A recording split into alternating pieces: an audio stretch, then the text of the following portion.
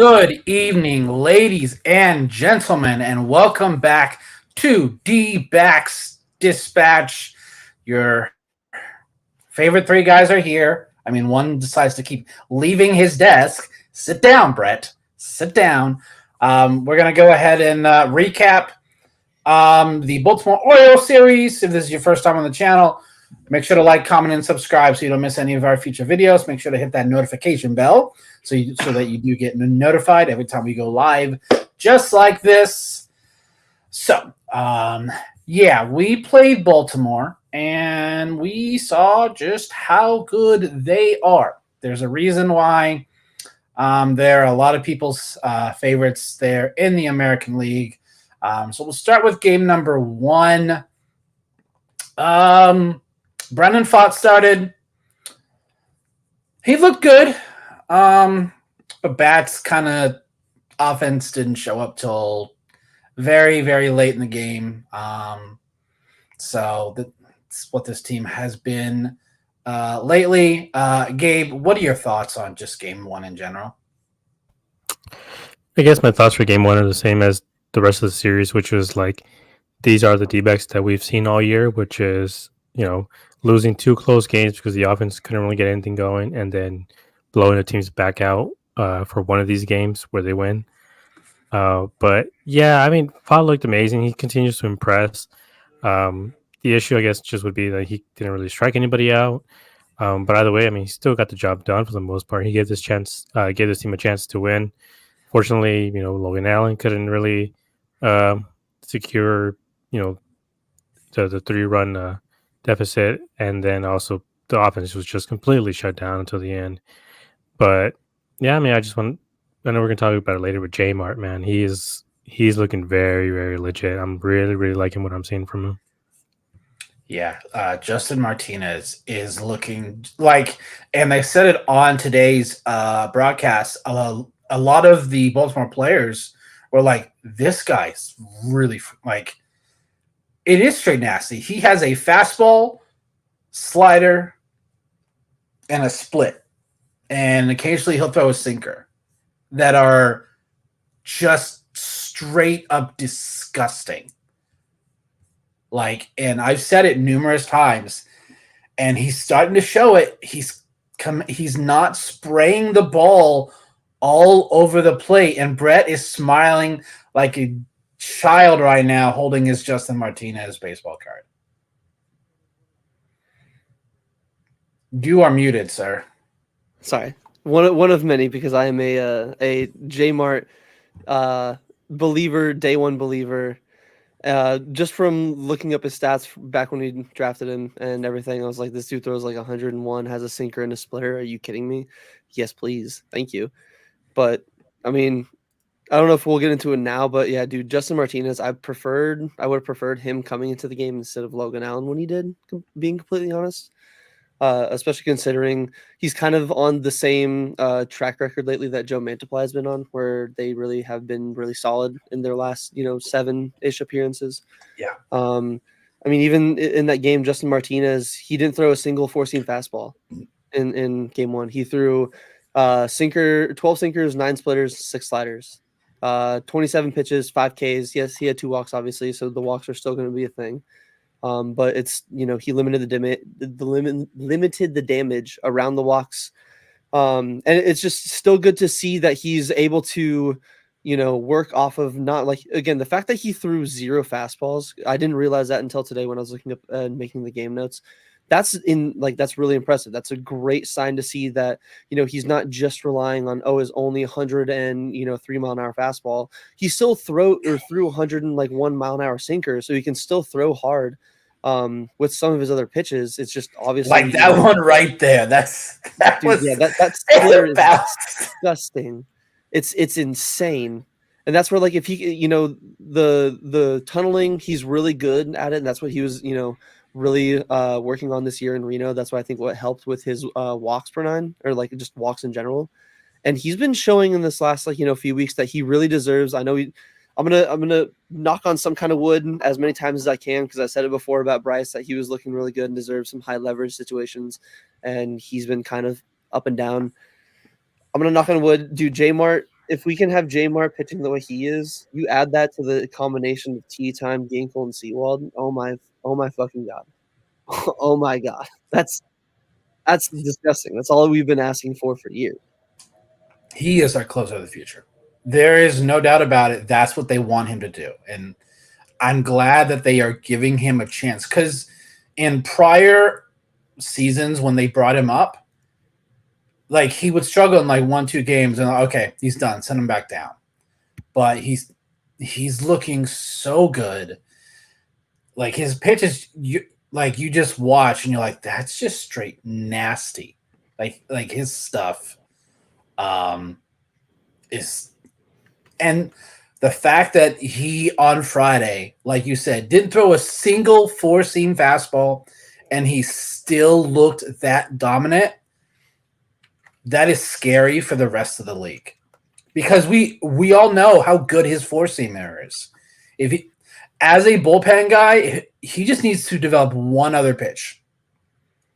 I don't care which one it is, the sinker, slider, or split. I personally would prefer the split because not a lot of pitchers still throw the splitter anymore.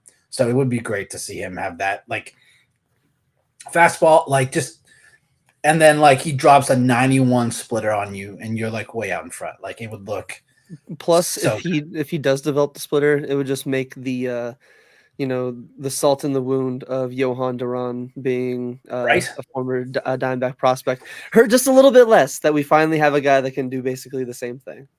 Yeah, just hold on to him, please. So yeah, Brennan Pfaadt won 6 innings, 5 hits, 3 runs, 2 earned, no strikeouts on 88 pitches. I thought that was weird that he didn't have a single strikeout.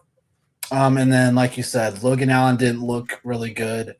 So, Gabe, your thoughts on Brennan Pfaadt and Justin Martinez? Like I said, Pod just continues to be dominant in different ways. Like he's not striking guys out, but he still went 6 innings and 2 earned runs. Like we said before, this is our number 5 guy when everybody's back healthy. Like that's crazy to me. But yeah, I mean, he looked good. I don't say this. I don't feel too worried about the fact that he really struck anybody out because nobody did. I mean, in combined, the starters struck out 7 Orioles. Like this is a team who doesn't really strike out in general. So all you got to do is work against them, have them, chase balls out of the zone, be able to make contact with them for ground outs and pop ups, which is what they were doing. Like all the starting pitchers for the most part, they did their job. They gave this team a chance to win. It was mostly the bullpen that kind of just messed things up, and also the offense. The first couple of games, they just couldn't. I mean, the runners in scoring position continues to be a problem for this team. Yeah, but yeah, Pfaadt looked really good. I'm really liking how he's progressing. I feel like he still has an even higher ceiling to get to up until this point, despite the fact that almost every game for the last few weeks has been 6 innings and 2 earned runs or sometimes even 0. Like I feel like he's going to get to the point where he's going to be a 7-inning guy, 2 runs. Like he's going to be a guy who's going to be, I don't even know what to compare him to because I don't know if we've really have anybody like him before, unless if it's another Zach Gallen, I guess. I mean, it's not a bad thing to have there. Hmm. So Brett, your thoughts on Brennan Pfaadt's outing? So one of the things I noticed, obviously, talking about the 0 strikeouts and the fact that none of the starting pitchers really struck out many of the Orioles hitters. We had 5 strikeouts in this game, all by Justin Martinez. That's disgusting. Is I noticed in the pitch splits, Pfaadt through 5 sinkers in total. He got 0 whiffs. Usually his sinker, like in his last few starts, his sinker is most of the time one of his more thrown pitches in the 20 and 30 range. I'm wondering if maybe it had a little bit to do with, I believe Friday night was a little more of a humid night. I mean, I believe this entire weekend was humid, a little bit of rain forecast and all that. But the Orioles not only just didn't miss, they hit his sinker hard when they were swinging. I think he had 3 different times where his sinker was hit over 100 miles an hour. I would wonder if maybe if that sinker is on, that's a big part of why he's striking out hitters. Obviously, the Orioles and just their lineup in this game being a little bit of an outlier. But that's something that I'm going to keep in kind of the back of my mind for his next start to see if he has a little more control. Because I don't even know if he had like bad control of the sinker.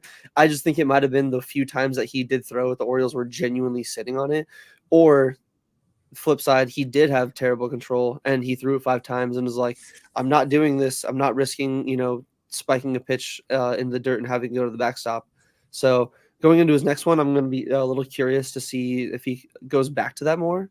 But I do agree with you, Gabe. I think it's really not anything like too like, oh my God, like five just couldn't strike anyone out. Like it's the Orioles just put the bat on the ball really well. Like they don't swing and miss a lot of pitches. They go into a lot of deep counts, 2-2, 3-2 counts.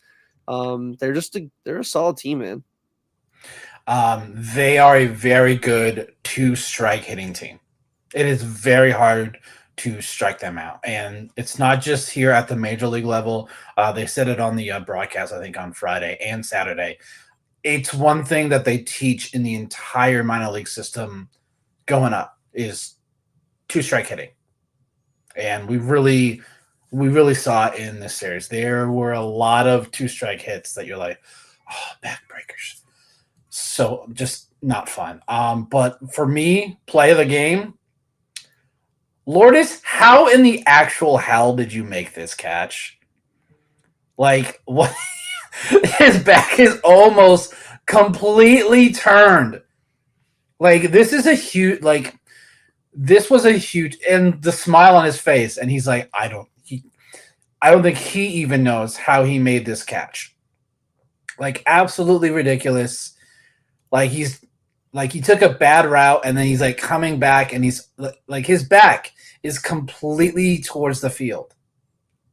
I wouldn't be surprised. I mean, I know the Orioles' new wall has been in place for like 2-3 years now, but with Gurriel Jr. coming from the Blue Jays and playing the Orioles as a divisional opponent a bunch, especially before they changed the schedule.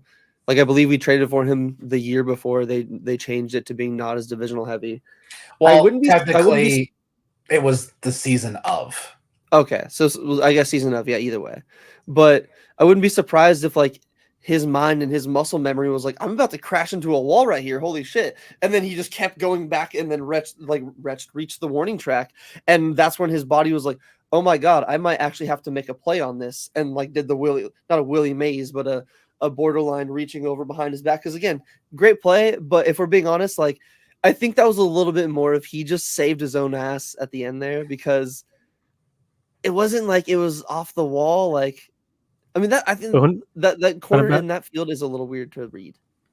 But it might have been slicing. I mean, we saw it today with Catel's hit. It looked like he just went straight up, and then it just kept slicing, and then like the center fielder had to go like 40, 50 feet the opposite direction, from where he had originally started. So maybe it was the wind, maybe it was the rain or whatever, that you just saw it go up, and then it just kept slicing. And like you're talking about, like this is a new wall, so maybe he did think like, okay, this might be over the wall, and then he just keeps going and going, and it just slices, and then he turns around, and I mean, he still made the catch. I mean, it doesn't matter how ugly the route is. He makes the catch is all that matters. They don't ask how, they ask how many.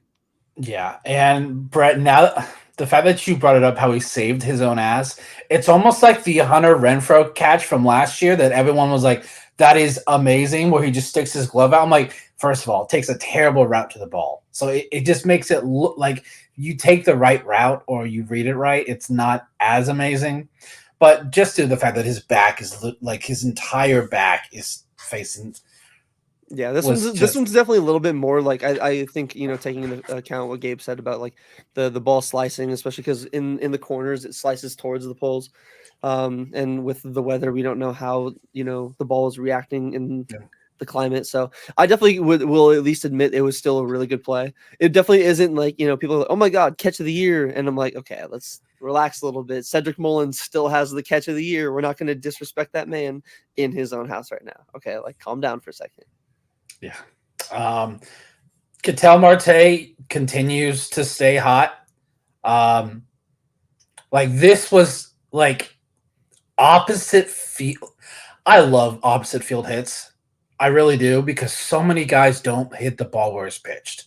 So many guys are pull happy, but this was a fantastic home run by Ketel. So as of today, he's on a 13-game hit streak, but he's only hitting like 280 in his hit streak, which means we're seeing a lot of 1-for-4s. Occasionally he'll have like a 2-for-4 day, but it doesn't matter. He's playing so well. He had 2 home runs in this series, one on Friday, one on Saturday. That right there was pretty much our only offensive highlight of the entire day on Friday. And if you this Apple TV, these broadcasters are so bad. Dude, yeah, we need to roast them for a minute. Like, it is genuinely. He was like deep baseball. Fly ball to right. Oh my! Like I'm like, could you sound any more bored? Like, it's also like blatant ad placement. Like when the broadcasters like with my Apple headphones, making sure that I have my watch right in front of the thing. Like, can I get your answer? Can I get your answer? Can I get your answer as I'm reaching here in front of your face with my Apple Watch? Do you see my Apple Watch in front of the camera? Do you see how we're focusing on our Apple products more than baseball? We paid all this money, so we're gonna make sure you know that it's an Apple broadcast. Like, fuck, dude, I don't care.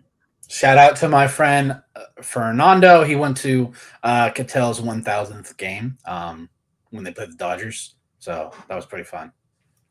So I'm just gonna shout out there. Let me get a shout out to Shrimpy here.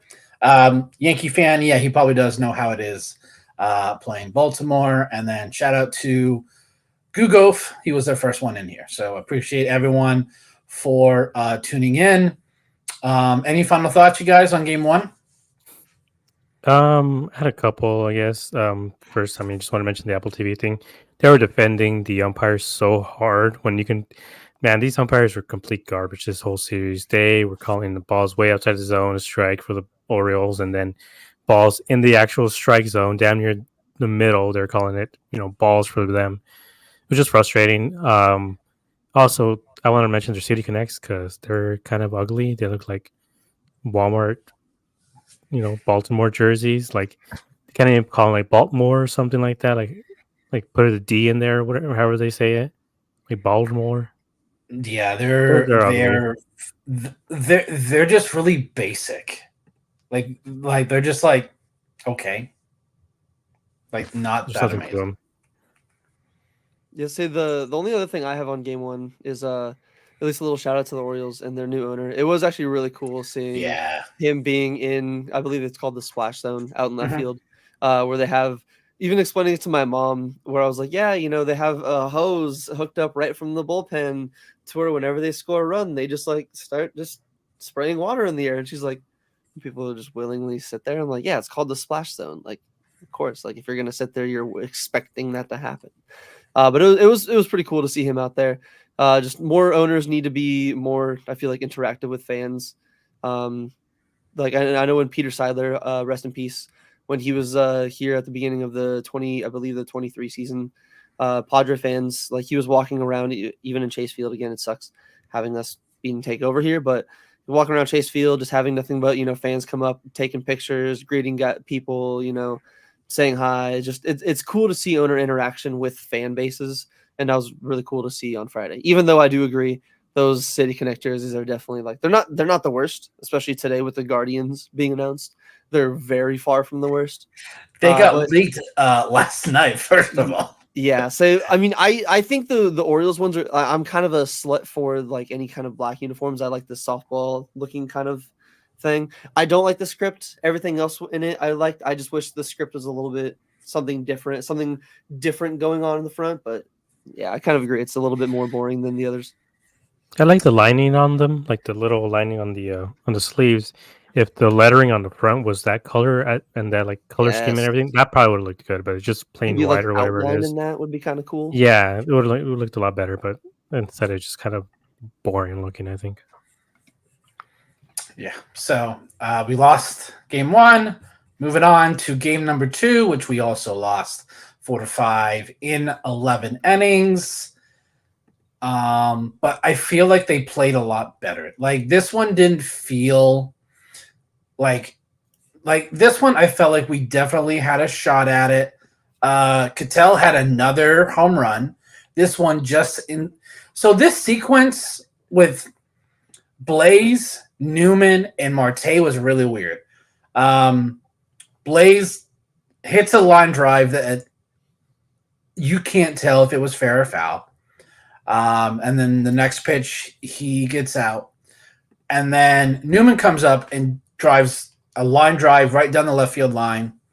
And the next pitch, Cattell hits this home run. So it was a very interesting sequence there.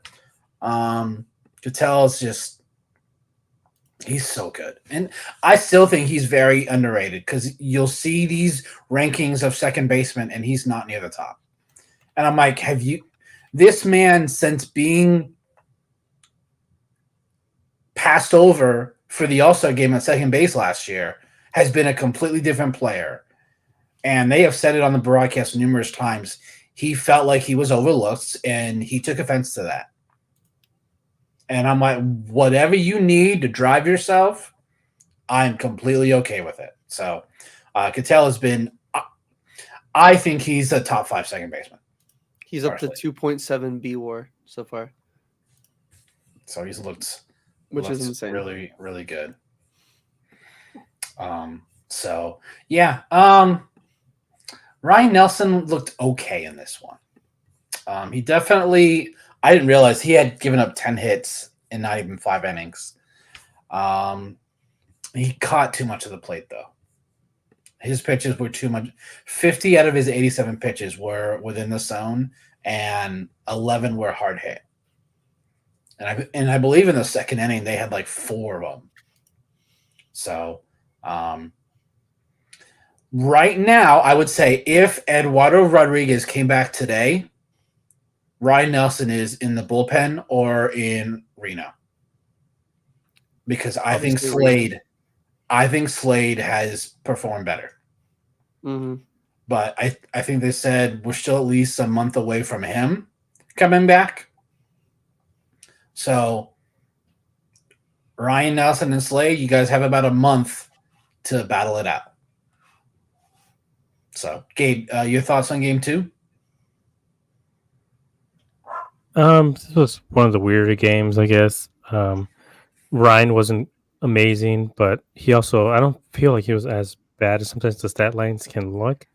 He was battling maybe a little bit too much, but man, I wanted to bring up that Blaze call. Like once he got to that 10 pitch count, I was like, oh, I swear to God, they're gonna pitch it. He's gonna throw a pitch outside the zone. He's gonna get called for a strike.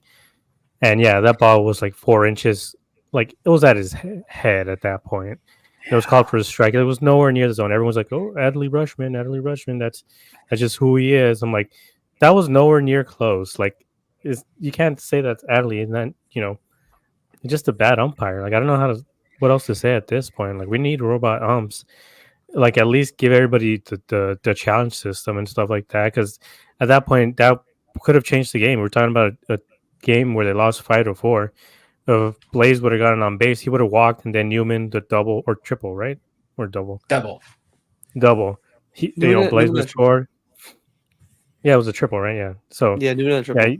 Yeah. So Blaze probably would have scored easily there. Then Cattell with the home run, that would have been 3. So then in total, that would have been 5 runs right there. Obviously, that's not how it works. That's not how it works, obviously, because everything would change if he was actually on base. But still, it's like you're costing the team like a base runner at that point. Like they had a base run to start off the inning because it was no outs. He was leading off, and then it turns into 1 out, and then they're at least able to score, but still it would have been guy on, no outs. Could have easily put up 3 or 4 runs in that inning, but instead, he gets rung up, and it's been happening to him all year. First it was balls way inside the zone, then it was balls outside the zone, and then it's balls too high in the zone. It's like, is it just Blaze? Do they just not like Blaze at all? Like, what the hell's going on here? Like, is it some stupid, rookie hazing by the umpires, which I've heard happens a lot of the time? Like, they'll call balls outside because they know they can just toss them out or whatever. It's like a power move from them. But it's a frustrating game. I feel like they should have won this game. That they didn't, and these are the games that you want to have back. What's so frustrating is the first pitch of this at bat is literally in the exact same spot, and it's called a ball. Like, that's always what happened. That's the thing That's that's always what I frustrating. say about it. That's what I always say about it. It's like everyone's like, "Oh, but the human element, the human element." Like those people are stupid. Like I have no other word for these people. Like they're idiots Get the because right call. a Get the right call. strike in the first inning should be a strike in the ninth inning, and it isn't, and that's stupid. And there's no other way to say it, but it's stupid. And these umpires are bad at their jobs. If they always say, "Oh, well, they're consistently bad," why is that a thing? Why are we letting people who are consistently bad at their job keep their job? Like, if anybody else is bad at their job, they get fired. But for some reason, they doesn't matter for them. They're like they Not get even rewarded that. for it. I feel like don't get me wrong. Like one, I want to say I think umpires give them maybe a little too much credit. Game, they can't even remember what they had for dinner last night and what their strike zone was from inning to inning. I don't think they know what players are actually rookies every single time they go into a game to at least like know like, oh, I'm gonna screw this guy a little bit. Like I think they're too stupid for it. Again, that's in a joking way, but being for real, like umpires are in a different job than 99% of people that say like, oh, like every other job, you're not just going to fire for small mistakes. Yeah, well, every other job doesn't have millions upon millions of dollars invested into it, not only just in the business side of baseball itself, into like the product, the players, the field, the like It's not just a that. baseball It's thing. not just the baseball thing, it's everything else involved in it, with All the especially now three major gambling and all sports. this other shit. Yeah, exactly. Like all this other gambling stuff adding on to it. Again, that's a small percentage. I still think it just, again, all the money involved with everything that goes into baseball, there's no excuse to not have, and I know it sounds snotty or whatever, and like, you know, the human element, there's no excuse to not have perfection when it comes to balls and strikes. Like the other things you can challenge. You can actually challenge the call and like risk like, oh, do I want to, you know, see if do I want to second guess the umpire on this and be right or wrong? Where you can't do that in balls and strikes, where if you even try to on one where you've seen coaches before, like that Christian Walker one, that Blaze Alexander one, those are very rightful reasons for an umpire or for a coach to get on an umpire's ass to try to fire his team up and get thrown out. Where if he says one thing, the umpire is going to throw him out. Where it's like, I'm sorry, like I get if things are barely missing, you know, if it's just around the zone and you're keeping it very tight and like decently accurate, I get it. But if you're missing really badly, like consistently, and it's happening, like Gabe said, from the first inning through the ninth inning, there needs to be some kind of like demotion, some kind of like, hey, guess what? You're going to work minor league games until you can have an accuracy rating of like 90 to 95%. Like if that's not, if you can't have that and you can't have umpires and you can't fill a job with that, then be like, hey, guess what? You guys still get to keep your job. You still get to be behind home plate, you know, doing like foul balls, like at least that way, if they don't have to worry about calling balls and strikes, they can more focus on, did the batter go at the plate? They don't have to always worry about the umpires down at the ends dealing with check swings. Like you can still have them involved in the game and have the human element there, but not have it be a part of one of the most critical parts of the game, with the deciding if a pitch is a ball or strike. Like pitches down the middle being called balls, pitches like 6 inches off the plate on 3-2 being called a strike. It's unacceptable. It's downright unacceptable. I don't care that, oh, they're human, they make mistakes. Yes, cool. Well, guess what? In this job, in that field, like I'm sorry, there needs to be 100% accuracy, and we have the technology. It's not 1990. It's not 1980. It's 2024. I literally can watch the entire game on my phone and have little 3D figures doing exactly every movement that the players are doing. We can track every little thing that the baseballs are doing. This shouldn't even be a debate anymore. Also, he Balls had and 83% strike calls, 83% accuracy on strike calls, 83%. Terrible. Balls and strikes are not subjective. They should not be, oh, that, like some people say that was a ball. No, it should be black and white. It either is a ball or, like, it's very, like, we know what the strike zone is. Every batter's strike zone is different, I will say. You know, especially like Aaron Judge's strike zone is not Corbin Carroll's strike zone. The edges, if it's on the edge, that is does not change. Pitches up and down, those I can get a little bit, you know, especially with like the deferring heights on batters. Those parts of the strike zone actually change. But when they're changing the actual width of the plate, that's where it's like the plate doesn't fucking get wider. The plate doesn't shrink. You shouldn't be calling a pitch on the edge of the plate like the one to Christian Walker. Like, what are you doing? Like, no. But what I'm saying is that we know what it is. Like, it's always knee, up. Like, yes, some guys are bigger, some guys are smaller, so that actual zone could be bigger or smaller. But we have the technology for that. Yeah, there's no reason that. But I think it's a major thing with the umpires union that they don't want robot umps. I was like, well, then be better at your job because y'all are awful. Y'all are atrocious at your job. And it's not just a baseball thing. Football umps are football officials are bad. Basketball officials are bad. It's just I think the human error is a part of the game. It shouldn't be at this point anymore. With the technology that we have, every call should be able to be correct. Because there are numerous games you'll see where a team has to waste a challenge because a umpire is not good. Either it's they don't have good eyesight because they're older, or they're not in a good position to make the call. And that's what to me is so frustrating to watch. I mean, we'll get into it for the third game of the series, but we saw a little bit of that with the bunt from Jake McCarthy that was called off. That one's not like a ball and strike subjective call, but that's one of those where like that could have changed the outcome of the game in a big way. Yeah, definitely could have. Another really good thing from this game, the bullpen. Ryan Thompson is just so damn good, y'all. Ryan Thompson, I was like, why is he bringing him in now? But it kind of made sense. Like, they needed to get these outs here. So Torres like, I need these outs, and I know Thompson can get them because of his sinker. Joe Mantiply has looked really, really good. Yes, I know Kevin Ginkel gave up the home run, but it was a good pitch. It wasn't like he left a pitch in the middle of the zone and Santander just nuked it. It was 3 or so inches off the plate, and he just drove it deep to center. And Seawald did a good job in the ninth, getting us to extras. The team should have been able to score in the 10th and the 11th. They really had. After what Bryce Jarvis did in the 10th, like this play right here was huge. This is more on Blaze. Like most guys, I feel like would have thrown that ball to home to get that out for sure. But Blaze knew, all right, it was hard hit at me. Newman's right there. Let me throw it to short. And they got the double play. They got out of it. And then they couldn't do anything in the top of the 11th. And then we saw one of many young, solid players that Baltimore has in Jordan Westburg. Made a fantastic hit to walk it off. So, yeah, but I still feel like and I said it a couple streams ago, I didn't feel comfortable saying Mantiply is in our A bullpen. I still don't.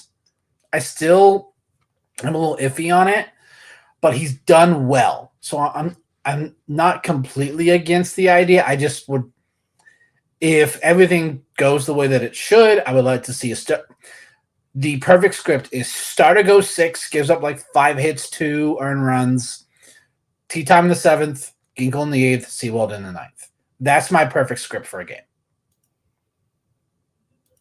Yeah, that would actually be with a lead, preferably, but yes, obviously. And then the way Justin Martinez has been pitching, we could do where we go 5 and you go tea time, Martinez, Ginkel, Seawald. It just depends on who's been used a lot lately and what the matchups are. Because if you look, Justin Martinez has a high whip, but he doesn't give up the runs. He's not giving up runs, which is so good to see. Because that was like he's always had a high whip. Like that's just what he has. But he's not allowing guys to score. Because I remember last year, I think at one point he had an ERA of like 10 because he had one outing where he gave up like 4 runs. So yeah, Justin Martinez has looked so good this year. 0.77 ERA, but his WHIP is 1.29, which isn't awful. He has 14 Ks in 11 and 2/3. God, I love him. So, any final thoughts on game 2, Gabe? This is just one that you wish you could take back. We could have won the series if they would have been able to hold on, but yeah, this is a really good team. This is one of the favorites for to go to the World Series. But I mean, we held our own with them like throughout these 2 games. Like none of them were really beatdowns on the Orioles' part. We were able to hold their offense, and this is an offense that scores 9 runs a game practically, and we're able to hold them off quite a bit. So, I'm frustrated that they lost the series, but I feel like they put up a really good fight. Although I think at this point the count is 6-15 against teams over 500, which isn't good at all. Like that needs to change really quick, and hopefully we can beat up on the quote unquote lesser teams coming up soon, so we can come back into the standings a little bit. But they really got to change. They really got to change how they play against the better teams in the league. Yeah, Brett. Final thoughts? Yeah, kind of just echoing what Gabe said. Definitely sucks to see that this game was within grasp. I mean, it's good to see that they're keeping within or keeping the game within reach. The Orioles being a high offensive team, the fact that they limited them to 11 runs throughout the entire series was really good. But just with the fact that the team's struggles with runners in scoring position, I mean, 2 for 13, 7 left on base, like is just same shit, different day. We're just constantly seeing, oh, we get a double with 2 outs or a leadoff double, and runners on a single and then a double, whatever it is with runners in scoring position. Just there's not the consistent, there might be, in the game against the Reds, Corbin had a really clutch hit. Even Gino, like it sucks with Ginkel giving up the home run, but Gino had a really clutch hit in this game, I believe. Against the Orioles, I believe where we got our 4th run, if I'm not mistaken. So it sucks, but it's one of those where there are some silver linings to the game, to where, like you said, Mantiply is somewhat earning our trust back a little bit. Tea Time was still just insanely good, up to 0.8 B-WAR on the year, which is just insane for a reliever. But yeah, they got to start beating some of these better teams. Like I know it's something to keep as a positive. Like, oh yeah, they're staying in these games with these better teams, but better teams beat the other better teams. They prove that they're not just a good team, they are the better team. So I don't want to keep losing to better teams. I want them to show they're the better team. We know that they can be. I would just like to see some more consistency with them proving that they can be. And it all comes down to the offense. Offense has been so up and down the entire season. And we got another one of those here for game number 3. We have a 6-run. Oh, it's so beautiful, Jake. Jake gets his first home run of the 2024 season. That was not the only scoring that they did in the 6th inning. I think one play that's not going to show up in the box score, really, is Corbin Carroll's ground ball to the middle of the field that looked routine. Gunnar Henderson took just an extra step. And right here we see Cattell capitalizes on it, gets a single the other way. And Tucker Barnhart, can you learn how to slide, please? There have been numerous times where he has a play at the plate that he doesn't exactly slide. Or he said for that one, he just needs to learn how to unhook the goddamn trailer. Or like maybe Tony needs to learn when, like, hey, your backup catcher is not as fast as Gabby. Like, I don't know if if you want to he slid way too early on this one. He ran through a stop sign, but I would not have sent Tucker Barnhart home in that situation. That's personally just me.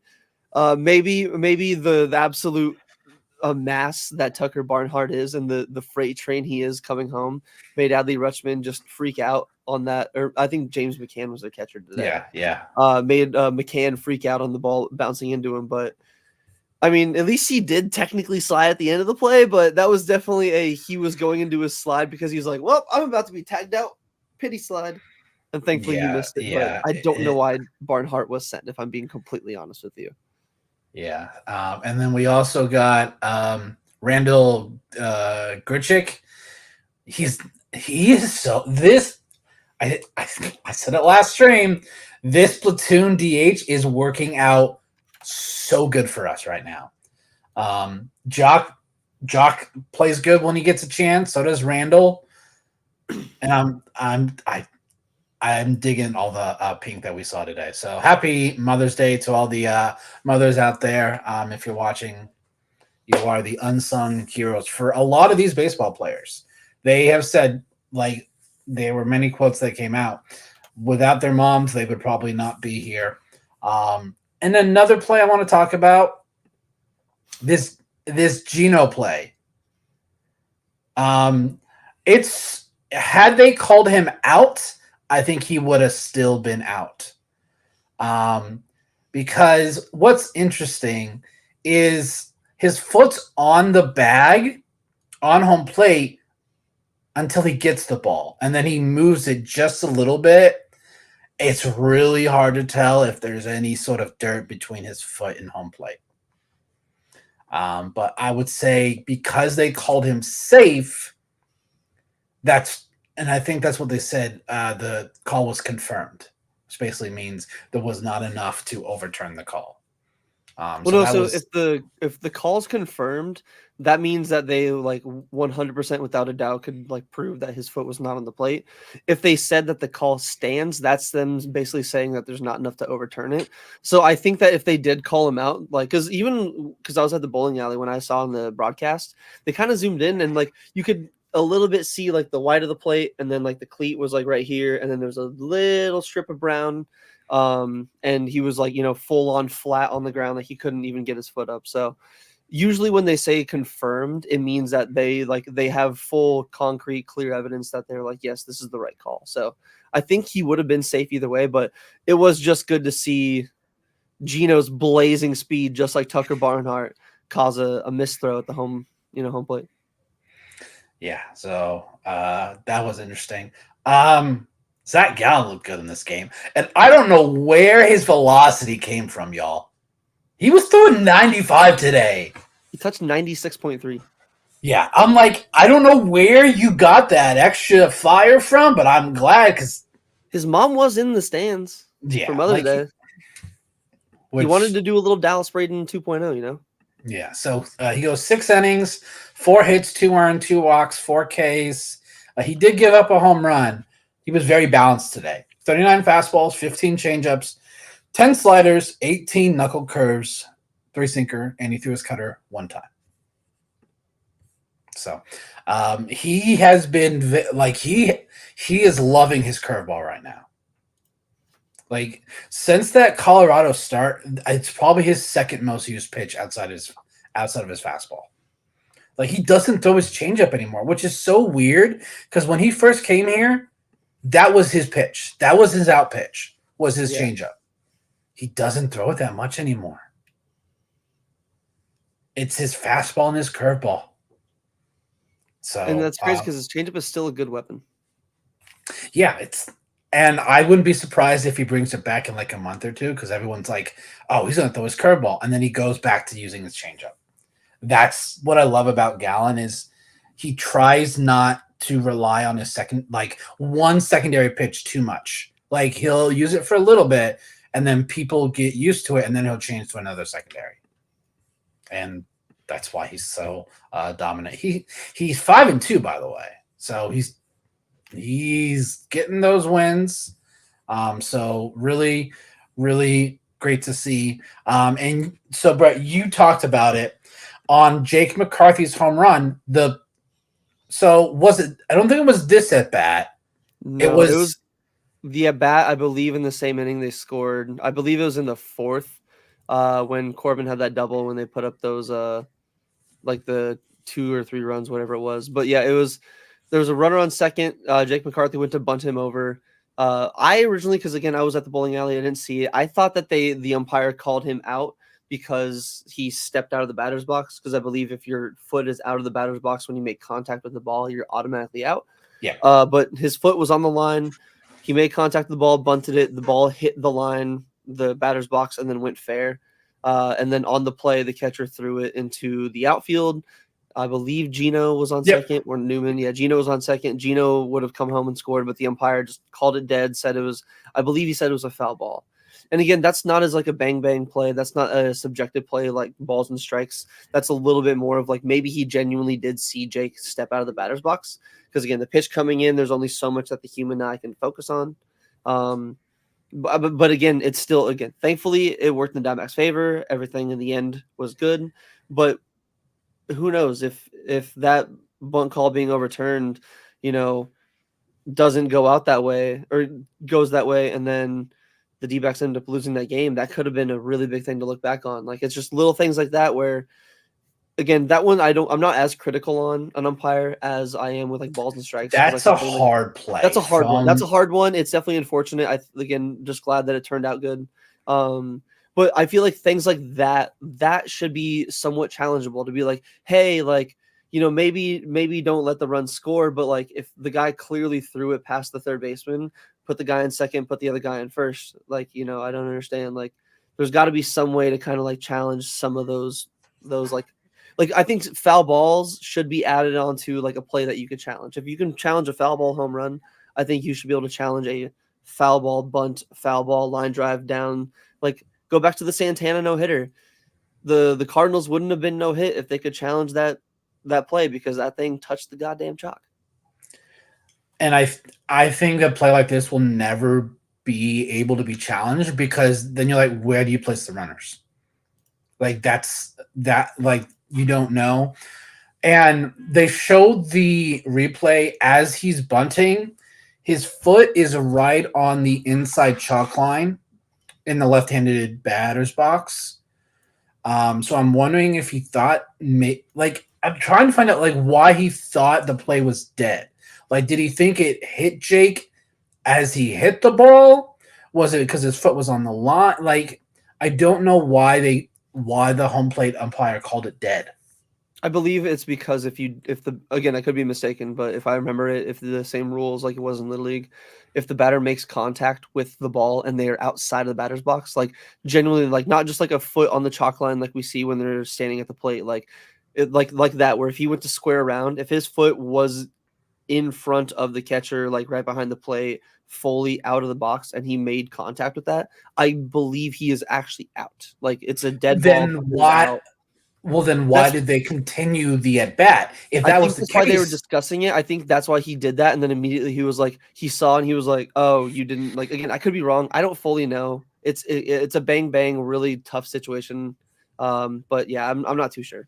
It's definitely a little weird, but yeah, like we were saying, it didn't really hurt us in the long run. The D-backs still literally fucking kicked the shit out of the Orioles, whether that play happened or not. Like, it doesn't really matter. Yeah. So this actually happened in the 5th. And then this was in the same inning as the this play. So it was a couple batters later. So Gino ends up scoring anyway. So I'm just glad that call didn't come back. So later in the game, I think it was in the bottom of the 7th, it started to rain, like just slowly, and then like as it was passing by, it got more and more intense. They tried to play in the top of the 8th, and then it just got so bad, so we had a rain delay. And it was funny, as it was raining, Steve Berthium was like, "Oh, I see blue skies out over left field. This shouldn't last very long." It was like a 30-minute rain delay. He finally wasn't wrong. So yeah. But it was and as they do numerous times, when they score more than one run, it's just a bunch. We had a 6-run inning. And I was like, if they could have balanced that out, we could have won Friday or Saturday. That's why the whole run differential stat is so cherry-picked. Yeah, it's probably one of my least favorite. Oh, I don't. People say, "Oh, they have a high run differential, or they have a even run differential. They're not a good team." Doesn't mean anything. Just means they had one really good game and one really bad game. So we ended up winning this game 9-2. So we do avoid the sweep. Is it Matt Bowman? Is that who it is? Yeah, Matt. He came in, pitched 2 innings. He hadn't pitched in like almost a week, because we picked him up 9 days. He hadn't pitched since May 3rd. So He's got something in. Yeah, he got 2 innings in. He looked pretty good. So I was happy with that, and it was good to see that we didn't have to use T-Time, Ginkel, or Seawold in this game. Give them that rest so that we can use them for upcoming series. Me and Brett kind of took over here. So the floor is yours, Gabe, to talk about Game 3. Yeah, I also wanted to talk about Gallen. I mean, he went 6 innings, 4 hits, 2 earned runs against one of the better teams, or maybe even the best team in the league. You guys are talking about the 96.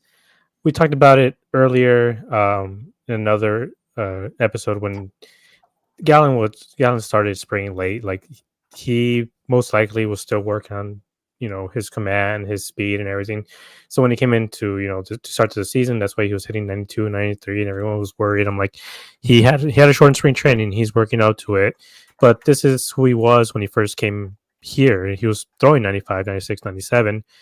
And so today it seemed like maybe he's adopting the Justin Verlander school of pitching, which is start off 93, 94, and then towards the later innings when you really have to get the outs, especially the third time through the order, that's when you start pumping 95, 96 and everything, because those few inches really matter in this case. And yeah, I mean, he looks really dominant, and he's back. I feel like back into the real Cy Young contention this time. Because MLB keeps taking out this whole list of top 10 pitchers, and Gallen hasn't been on it for a while, and now he should be on that list for sure. It'd be crazy if he wasn't, especially because he has one of the higher innings and lower ERAs in the league right now. And also seeing Corbin, causing some damage. I hope he's all right. I know he got hit in the elbow and seemed to be kind of nothing really, just probably a stinger. And same with Cattell. Shout out to Cattell. He just keeps hitting. Also 9 runs, the same thing. The run differential is it's a fake stat and doesn't really matter. I mean, the Dbacks are a prime example of that from last season. They enter into the postseason, I think they had a negative run differential, and they go all the way to the World Series. So y'all can take that run differential stat and you can shove it with a sun don't shine. That is all that I will say about that. So I was glad to see that they at least could take one game out of the series. Yes, I know they lost 2 of them, but they really had a shot to win Saturday. So, and it's not like they got curb stomped like the Dodgers did to them a week and a half ago. That was an ugly series. This, I felt like they held their own against one of the top teams in the American League. So it was really, really good to see. Moving on, we are going to preview our next series. We play the Reds again, but they're coming to Chase Field this time. Monday, Tuesday, Wednesday, we got a 6:40, 6:40, and a 12:40 first pitch. So I got to take I don't think their roster has really changed that much, and I believe we're missing Lodolo again. Thank you. We're facing Abbott, I think, this time instead of Hunter Green. No, so we're facing Hunter Green, Ashcraft, and Abbott, I believe. Let me take a look. They have all right, no, they had no major transactions. So no one new that we need to be worried of. So let's take a look at our probables. So we got Ashcraft versus Montgomery on Monday. Monty Monday. Monty Monday. Tuesday is Green versus Saccone. And Wednesday is going to be Abbott versus Fop. So, looking pretty good there. We just need offense to be more consistent. For me, that's the big thing with this team. If offense can be consistent with their runs, I think we take 2 out of 3 from the Reds. I'm getting kind of tired of saying that with every series. Like not in like a like salty. It's just like I want to not say that every series now. Like it's just Right. every single series. It's wow. If the offense, it's if one thing would have shown up, it's the meme we posted on Twitter of 3 things that are showing up. 2 will show up. The third just shits the bed every time. You mean this? Yes, there we go. Exactly. We need all 3. We need to go hit up tech support and get our shit fixed so we can have all 3 working. Because when we have all 3 working, like we saw against the Reds, we can do the job. Like against the Orioles, the final score and the wins didn't land our way. But I would honestly say, like, because I was even looking it up, the pitching did a really good job limiting the Orioles. The only inning they scored multiple was in game 1 against Brandon Pfaadt in, I believe, the second inning. Every other time they scored, it was a 1 run in the inning. It was a 1 run in the inning. Again, it sucks because the offense couldn't counteract that. But if you can limit the damage and keep the other team to scoring in just 1 at a time, I'm okay with that. Especially at a team like Gabe said that's averaging nearly like 9 runs a game, basically. Yeah. The thing is, I just want to say with the Red Series, all we need in general is we just need the offense to score 5 runs. That's it.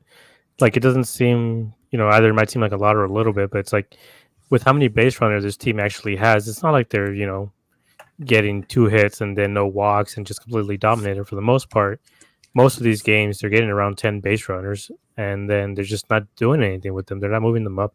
I think yesterday, Carroll hit like a leadoff double, nothing. I think Gino hit a leadoff double, nothing. Like, it just keeps happening over and over this whole season where it's just, they get on base and then nobody brings them in. Like even today, like those first 3 runs that they scored, they brought him in, which was great, but none of them were off of hits. They were all those sac flies and fielder's choices and stuff, which is productive outs. But you get, you should look at productive outs after you hit, a 3-run bomb. Like we shouldn't have to rely on them, grounding out and forcing the other team to make mistakes. Like that's not what you want to do. You want to be able to put up 5 runs and then hopefully, the pitching can do its job.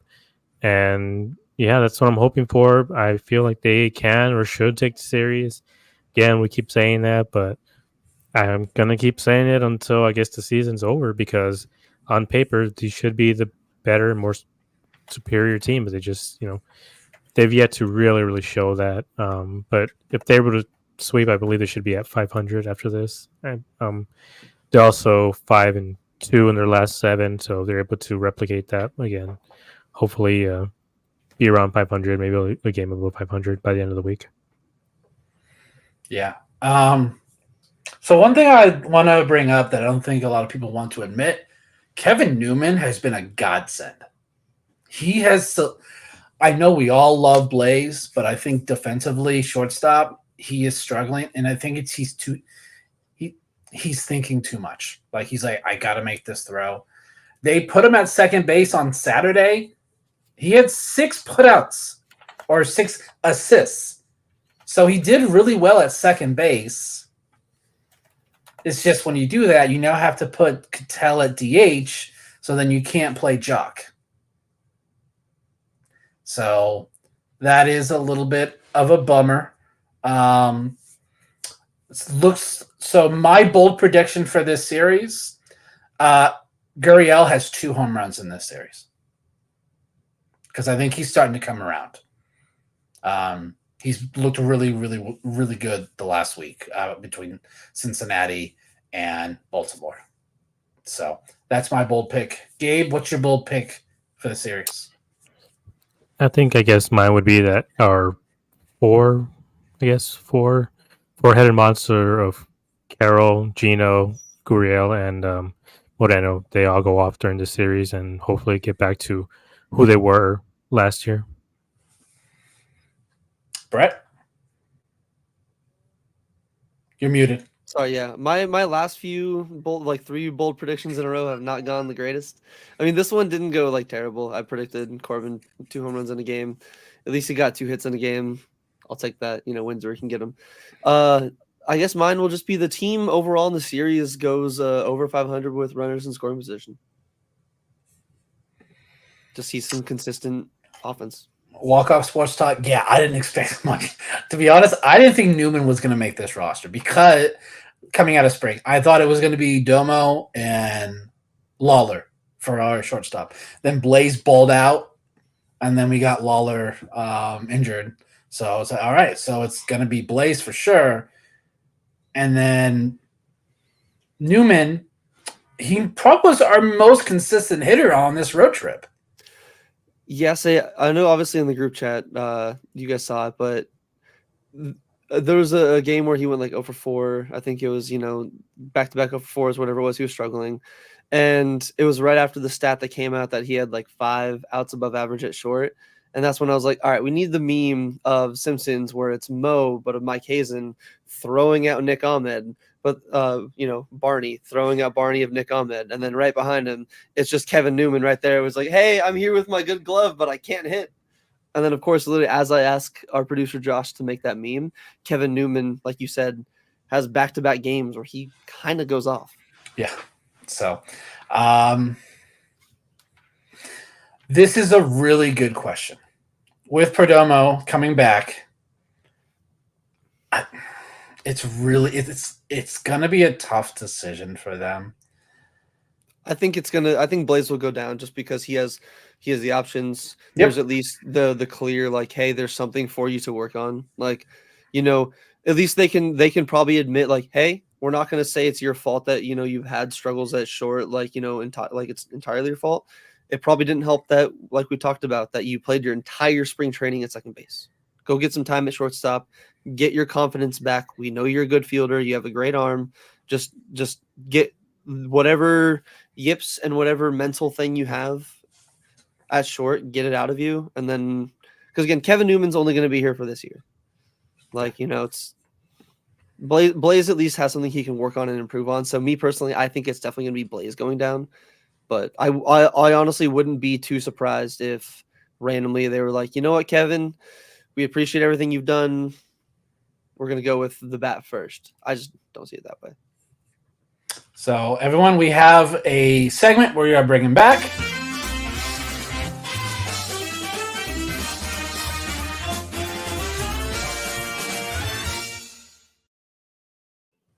Triple Play Trivia is back. We have not had it in a hot minute. So this is going to be interesting because we know the question, but we don't know the answer. Josh, our producer extraordinaire, posted it in our group chat. So, question is, Baltimore is home to the Babe Ruth Museum. What is one of the strangest things that is stored there? So I'm going to go ahead and put this here so everyone can see it. So Baltimore is home to the Babe Ruth Museum. What is the strangest things that they have stored there? So our options are A, one of Babe Ruth's half-eaten hot dogs. B, the helm of the USS Constellation C. The Super Bowl V trophy of the Baltimore Colts. Or the taxidermied body of the original Oriole bird that was the mascot of the team. My pick is D. Gabe, what's your pick? Well, from what we've seen about Babe Ruth, this is a man who wouldn't get rid of a hot dog, so probably not A. I would say the trophy, because I feel like that's probably some sort of good luck charm they would have. Brett? Me personally, I feel like Babe Ruth, I agree. There's no way that he's going to leave a hot dog half eaten, just sitting around anywhere. I would assume that he was a history nut and was really just into that kind of thing and would just take any kind of ship memorabilia. So my guess would be, I believe it was B, the USS Constellation. All right. So according to According to our group chat, it is C, Super Bowl trophy. Ooh, nice, Gabe. Congratulations, Gabe. So I think that was the third one or the fourth one that we've done all season. We did it numerous times in spring training, but we just keep forgetting to do it. So I think we may need to do this again for the next series. Just have Josh come up with the question, give us the answer, give us choices, or we guess, and then you reveal the answer and have it hidden, and the only way to see it is to click on the message. I like the way that this worked. Gabe, any parting thoughts for the Orioles series or previewing the Reds?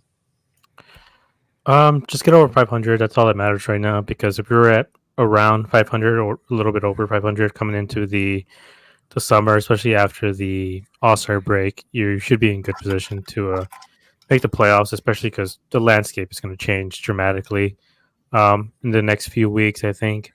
So teams that are in it right now are not going to be in it, and teams that are not in it are going to be back in. So, and I know the Tigers a little bit better this year.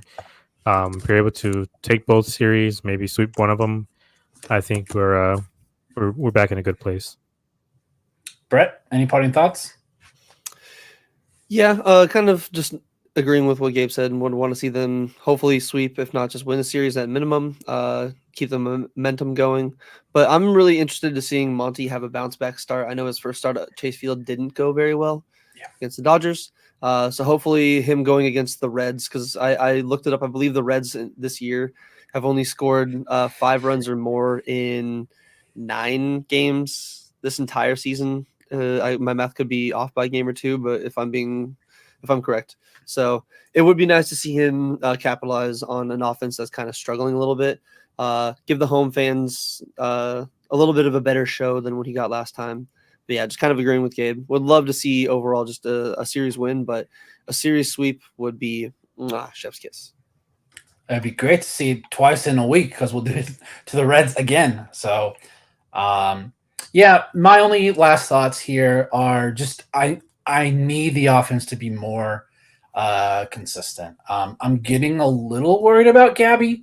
Not a lot. He's hitting. It's just he doesn't have the power, which he didn't have a lot of power last year in the regular season. He did in the postseason, and I think I personally felt kind of got spoiled by that. Like, I thought that might have been who he was, and I'm wondering if he's trying, because in the first couple of weeks we saw him swing for the fences numerous times.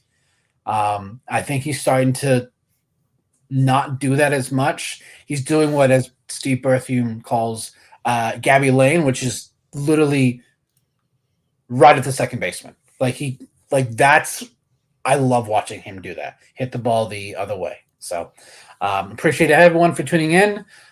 Make sure to like, comment, and subscribe so you don't miss any of our future videos. Hit the notification bell so you'll get notified whenever we go live. So hopefully we all have a good Mother's Day. We appreciate all the mothers out there. We'll see y'all next